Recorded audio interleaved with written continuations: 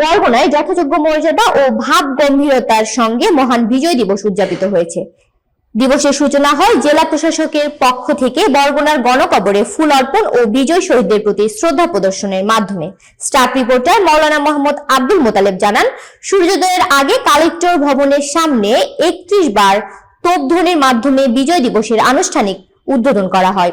জেলা প্রশাসক মিস তাসলিমা আক্তার গণকবরে পুষ্পস্তবক অর্পণ করে 1 মিনিট নীরবতা পালন করেন।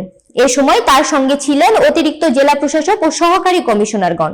এরপর বরগুনা পুলিশ সুপার কুদরত-ই খুদা বীর শহীদদের প্রতি শ্রদ্ধা জ্ঞাপন করেন। বিজয় দিবস উপলক্ষে বীর মুক্তিযোদ্ধা, শহীদ মুক্তিযোদ্ধা পরিবার, রাজনৈতিক ও সামাজিক সংগঠন, সরকারি বেসরকারি প্রতিষ্ঠান ও বিভিন্ন শিক্ষা প্রতিষ্ঠানের প্রতিনিধিরা পর্যায়ক্রমে গণকবরে পুষ্পস্তবক অর্পণ করেন।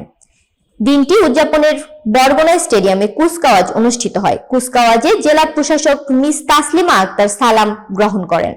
জেলা পুলিশ সুপার সহ ঊর্ধ্বতন কর্মকর্তারা উপস্থিত ছিলেন। শিক্ষার্থীরা অংশগ্রহণ করে বিভিন্ন প্রদর্শনী ও ক্রীড়া অনুষ্ঠানে। এছাড়াও জেলা প্রশাসনের উদ্যোগে সরকারি ও আধা সরকারি দপ্তরে জাতীয় পতাকা উত্তোলন, জেলা শিল্পকলা একাডেমিতে আলোচনা সভা, বীর মুক্তিযোদ্ধা ও শহীদ মুক্তিযোদ্ধাদের পরিবারকে সংবর্ধনা প্রদান ও শিশুদের জন্য মুক্তিযুদ্ধ ভিত্তিক চিত্রাঙ্কন, আবৃত্তি ও রচনা প্রতিযোগিতা অনুষ্ঠিত হয়।